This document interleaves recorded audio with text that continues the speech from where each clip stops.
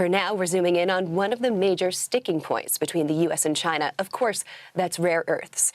And Beijing has been defending the new export controls it announced on them last week. Now, these metals are crucial to the manufacturing of many electronic goods, and China controls the global supplies. Now, a spokeswoman for China's Commerce Ministry said the U.S. had, quote, grossly distorted and exaggerated China's measures and that exports for civilian use would be approved. Now, Emily Kilcrease is an expert on the U.S.-China economic relationship at the Center for a New American Security. That's an independent think tank in Washington. She's also a former Deputy Assistant U.S. Trade Representative who worked on these issues. Emily, we're glad you're here. We talk so often about these two countries in this standoff, the U.S. and China. Let me instead ask you, what role can other countries play, specifically the G7? The G7 has a critical role right now. Keep in mind that the export controls that China just imposed on rare earths have a global reach and an extraterritorial reach. This is not just a U.S. problem. And we know that the one thing that China responds better to is coordinated pressure from the G7. The more that this can become kind of a united front against China pushing back on these export controls, the more likely it is that China will feel the diplomatic pressure to actually adjust course, issue these licenses, and actually allow for the free flow of these rare earth minerals, which, as you noted, are so critical for the global economy.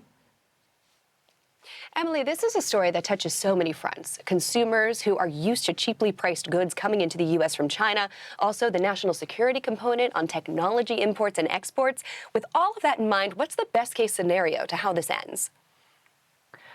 Détente. I mean, there's no real getting around the fact that the U.S. and China in particular are in a long-term strategic competition. There are plenty of issues in the economic relationship, particularly on advanced technology, where the countries just are not going to see eye to eye.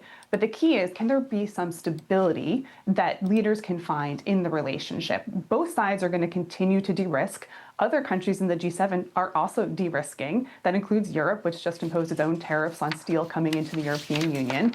That is going to continue because of the underlying security concerns. And so it's the job of the leaders in all of these countries at this point to try to manage that process in a responsible way and prevent escalation that could be economically catastrophic and potentially tip over into a more heated conflict, which nobody wants. Right, and that is definitely what we hear people are fearing here in the U.S. if this were to continue at the high stakes that it's been going at. Now, looking closely at export controls here, China's been defending its own export controls as legitimate, saying that it will allow exports for civilian use. But how clear is it that that can and will happen? I mean, realistically, what happens to exports once they left the country, and how much control does a country have on that? It's a great question. It's actually the exact challenge that the U.S. faces when it imposes its own export controls. But look, this is a new regime for China. It's had this latent capability and leverage for years now. And it's the first time now and over the last year or so where we've really started to see them flex this muscle.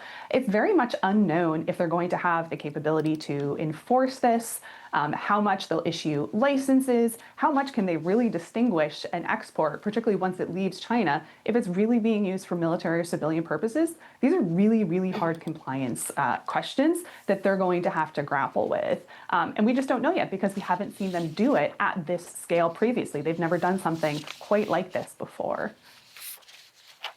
Well, we're in uncharted waters. Emily Kilcrease, thank you for guiding us through. We'll see you again soon.